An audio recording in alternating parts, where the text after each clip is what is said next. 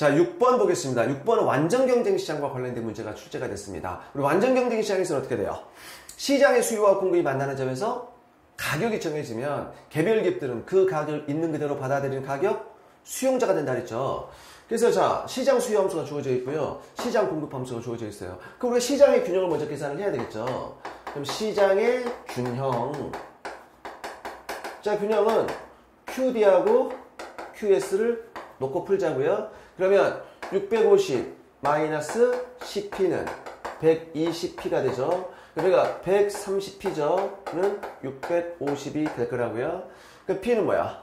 P는 5가 된단 말이야. P가. 그러니까 균형 가격 5가 결정돼요. 5가 결정돼요. 그러면 P가 5일 때 시장의 균형은 어떻게 될까? 시장의 균형은 600이 되겠죠. 이거다 대입해봐. 5를 대입하면 600이 된다고요. 그래서 자, 첫 번째 정보가 뭐야? 첫 번째 정보는 시장의 가격은 뭐가 된다? 시장의 가격은 5가 되고요. 두 번째 정보는 뭐야? 시장의 거래량은 600이 되더라. 이게 이제 이걸 우리가 계산을 했고요.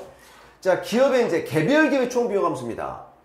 자, 그 개별 기업들은 P 이꼬르 MC 아닙니까? P 이꼬르 MC에 생산을 한다고요.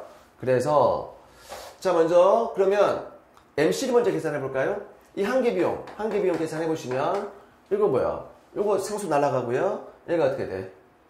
미분하면 10분의 1 Q가 되나요? 10분의 1 Q. 그래서 10분의 1 Q가 된다고요. 이렇게. 그럼 이제 개별 기업의 이용대 조건. 시장에서 정해진 가격을 있는 그대로 받아들인단 말이야. P 이꼬르 MC니까 자, P 이꼬르 MC에서 가격 5고요. MC가 10분의 1 Q가 되기 때문에 Q는 어떻게 될까? Q는 50이 되겠죠. 그럼 개별 기업의 생산량이 50이라는 뜻입니다. 개별 기업의 생산량은 50이야. 그래서 또 정보가 어떻게 됐어? 두 번째, 개별 기업은 50개를 생산한다. 그 얘기입니다. 자, 그런데 이 질문이 뭐냐면 각 개별 기업의 이윤을 몰아서 이윤 바로 계산할 수 있죠. 이윤 한번 계산해 볼까요? 이윤. 자, 개별 기업 이윤. 자, 먼저 총 수입을 계산을 해야 되는데 총 수입은 개별 기업의 총 수입입니다.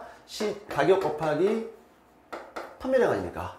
가격은 5고요. 판매량은 50이니까 250이 되겠네. 자, 총비용은 여기다 대입해야 될 거 아닙니까? 대입하면 100 더하기 20분의 Q의 제곱이죠. Q의 제곱, 50의 제곱, 50의 제곱이야. 50의 제곱. 이렇게. 그래서 여러분들이 이거 계산해 보시면 얘가 225가 나오거든요. 225 계산해 보세요. 그럼 이유는 어떻게 됩니까? 이유는 총 수입에서 총 비용을 빼니까 이유는 개별 기업인 25가 될 거라고요. 그래서 자, 우리 정보는 뭐야? 개별 기업의 이유는 25더라. 이제 이 사실 알았고요. 그 다음에 뭐야? 이 시장에 존재하는 기업의 수를 물어봤단 말이야. 몇 개의 기업이 도대체 존재를 하고 있는가? 물론 암묵적으로 뭐야? 모든 기업들의 비용 함수를 똑같다는 가정이 들어가요. 그러면 바로 계산할 수 있죠. 자, 뭐야? 시장에서 지금 몇 개를 생산하고 있습니까? 600개를 생산하고 있고요. 개별 기업들은 50개를 생산하고 있다고요.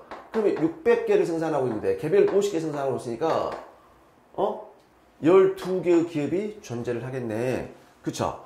그래서 이 문제는 일단 뭐야? 개별 기업의 이유는 25가 되고요. 시장에 존재하는 기업의 수는 12가 돼요. 정답은 2번이 되겠습니다.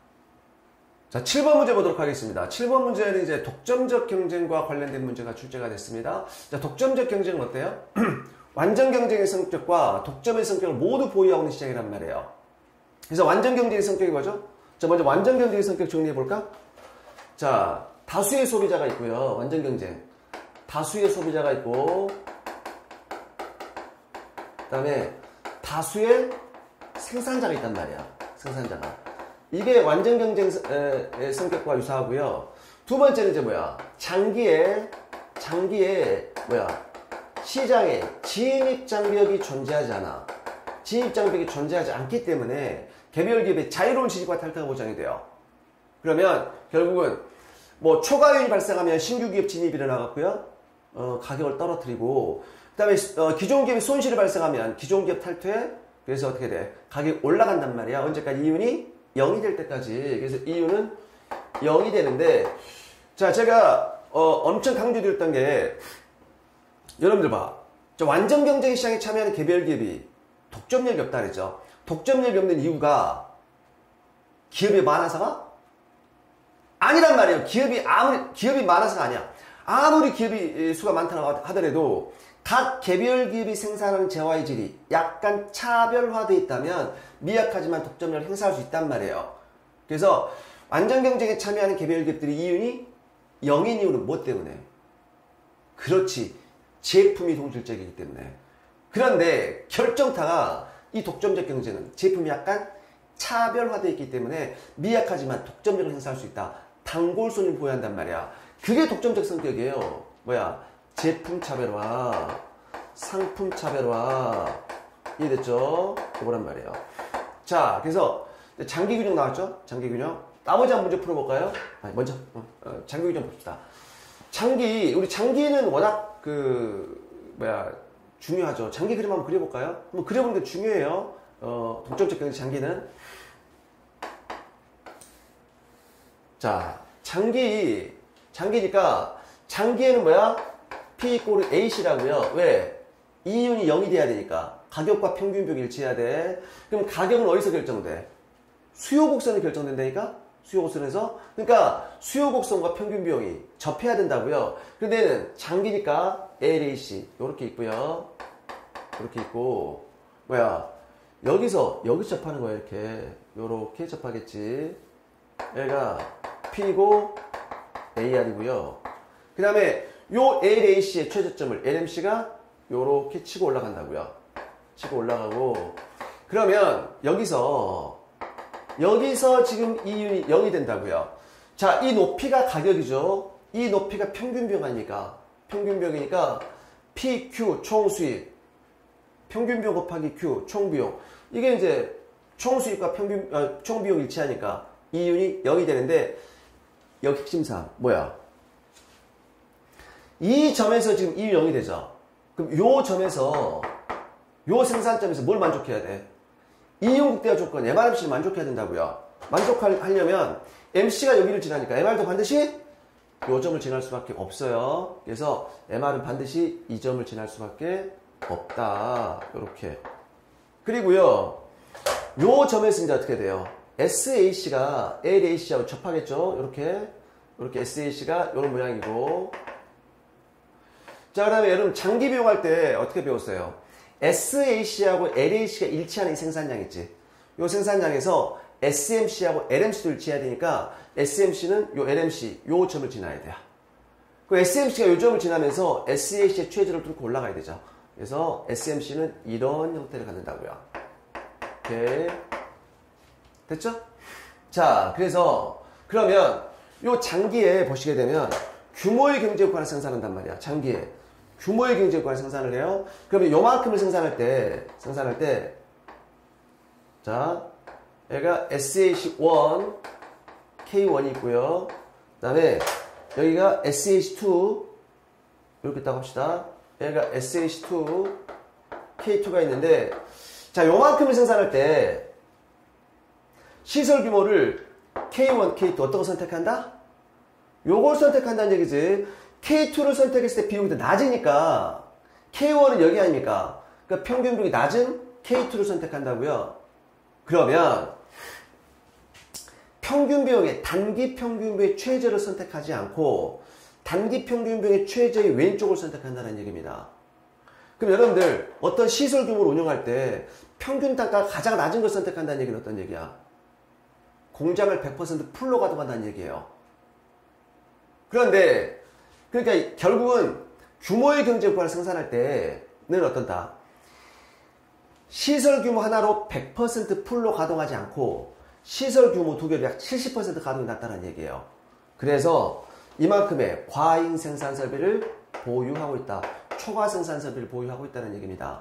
그러면 독점적 경쟁이 초과 생산 설비를 갖는 이유를 한번 생각해 볼까요? 이유는 뭐냐? 규모의 경제 효과를 생산하니까. 그러면 규모의 경제 효과를 생산하는 이유는 뭔데? 수요 곡선이 우하향하니까. 만약에 완전 경쟁 같은 경우는 수요 곡선이 수평이니까 여기서 최적 시설 규모를 달성할 거라고요. 우하향하니까. 그럼 수요고성이 우아하는 이유는 뭔데? 제품 차별화. 그러니까 사실은 독점적 경쟁이 장기에 초과 생산 설비를 갖는 이유는 뭐다? 제품 차별화, 초과 생산 설비를 보유한다. 맞고요. 그리고 그 완벽한 대체제는 아니지만 밀접한 대체 관계가 존재한다고요. 그래서 기업들은 대체성이 높지만 약간 차별화된 제품을 생산한다. 맞고요. 기업들은 시장 가격을 곧 자신의 한계 수익 아니라고요. 이거 완전 경쟁이죠. 독점적 경쟁 같은 경우는 수요 고성이 우아하기 때문에 요게 가격이고요. MR은 밑에 있어요. 한계 수입은. 네, 틀리고요. 그 다음에 기업들이 생산하는 재화 간에 이질성이 높지는 않죠. 대체성이 높아요. 그 높진 않아. 이질성 높지 않습니다. 틀렸고요. 진입장벽 존재하지 않아. 장기에는 진입장벽이 존재하지 않아. 개별 기업의 자유로운 지지과 탈퇴 보장이 된다고요. 그래서 기업과 니은만 답이기 때문에 정답은 1번이 되겠습니다. 자, 8번 문제 보도록 하겠습니다. 자, 부정적 외부 효과를 해결하기 위한 방법으로 옳지 않은 것이 나와 있죠. 산업 내 기업 간 경쟁 촉진. 자, 우리가 동일한 산업 내에서 기업 간 경쟁을 촉진시키면 보통 효율성이 제고되죠.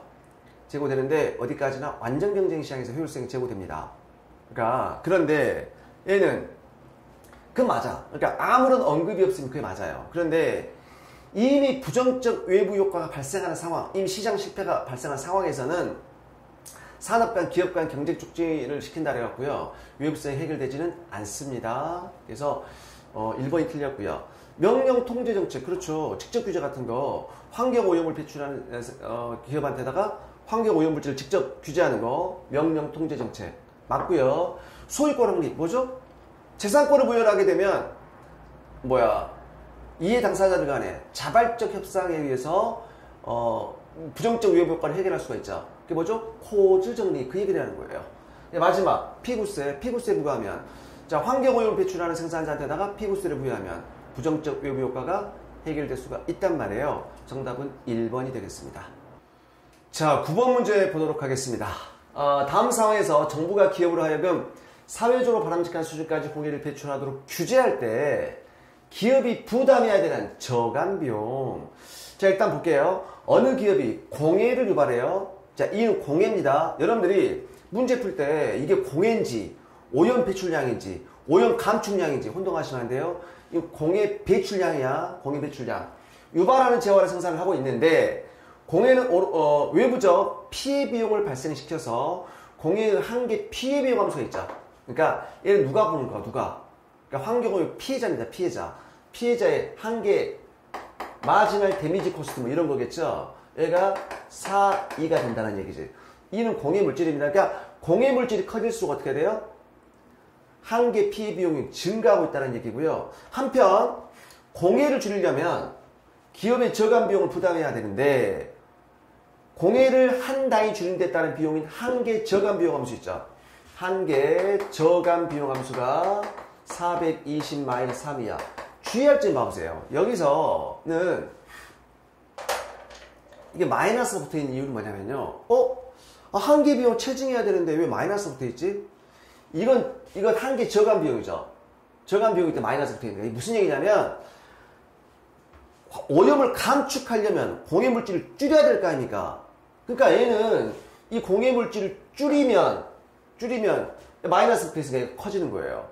또 주의하셔야 돼요. 그러니까 이게 이 독립 변수가 항상 여러분들 오염 배출 근처에 나오면 독립 변수가 공해 배출량인지 공해 저감량인지 감축량인지 혼동하시면 안 돼요. 이건 공해 배출량이야. 그러니까 마이너스 붙어 있는 거예요. 자, 이렇게 돼 있어. 그런데 현재 공해 배출에 대한 규제가 없어갖고 이 기업은 공해를 저감하지 않으므로 저감 비용을 지출하지 않고 있어. 저감 비용을 지출하지 않고 있어요. 자, 이럴 때 바람직한 수준으로 공해를 배출할 때 어떻게 하면 될 것인가? 그 얘기죠. 얼마큼의 저감 비용을 부담해야 되는가? 간단해요. 그러면 이거지. 자, 한계 저감 비용이 나와 있고요. 한계 저감 비용과 그다음에 한계 피해 비용이 나와 있죠. 그러면 우리는 한계 저감 비용과 한계 피해 비용이 일치하는 점에서 최적의 공해 물질이 결정되겠죠. 그러면 여러분들 요 E는 뭐야? 공해라고요. 그러면 공해 피해 비용, 한계 피해 비용 증가하고요. 얘는 한계 비용인데 왜 체감합니까? 체감이 아니랄까? 이것도 체증이에요. 왜? 얘는 한계 저감 비용이기 때문에 공해 물질을 줄여야 돼. 공해를 감축할 때 한계 비용이 올라가는 거예요. 이렇게 하면 공해 물질을 증가시키는 거 아닙니까? 주의하시라고요. 그래서 그런데 지금 규제를 받고 있지 않아. 얘가 규제를 받고 있지 않으면 어디를 생산하고 있을까? 여기 생산하고 있겠지. 나는 규제를 받지 않아. 그러면 한계 비용이 제로일 때까지, 한계 저감 비용이 0일 때까지 여기 생산하고 있겠죠. 왜? 공해 물질을 줄이면 이만큼 비용 부담해야 되잖아. 누가? 기업이. 근데 지금 그런 규제가 없어. 그러니까 비용이 전혀 발생하지 않은 한계 비용이 제로일 때까지 생산을 하고 있겠죠. 그런데 최적을 오염물질을 배출하려면 여기까지 오염물을 배출할 수밖에 없어요. 그러면 규제를 해서 최적의 오염물질을 배출하도록 규제를 해갖고, 규제를 하면 얘네들이 어떻게 될까? 이제 환경 오염물질을 이제 오염을 저감시키면서 비용이 들어가겠죠. 여기까지 오염물질을 줄여야 되는데, 그때 저감 비용은 이 면적이 되겠죠. 요 면적이. 이 면적. 한계 비용이 아래 면적이 총 비용 아닙니까? 이게 저감 비용. 이 저감 비용 A를 계산하는 문제 아닙니까? 그럼 어떻게 돼? 자, 밑변의 길이가 160 빼기 80이니까 어떻게 돼? 80이 되고요. 곱하기 높이가 240, 삼각형 면적 2분의 1, 요렇게 계산하시면 된다고요. 자, 그렇게 계산해 봤더니 9,600이 나오는데 9,600, 정답은 2번이 되겠습니다. 자, 거시경제 파트입니다. 자, 10번 문제입니다. 10번 문제는 소비함수 이론과 관련된 문제가 출제가 됐습니다. 항상소득과설과 관련된 문제가 출제가 됐죠. 자, 항상소득과설에 대한 설명으로 옳은 것만 모두 골라보세요. 나와있죠.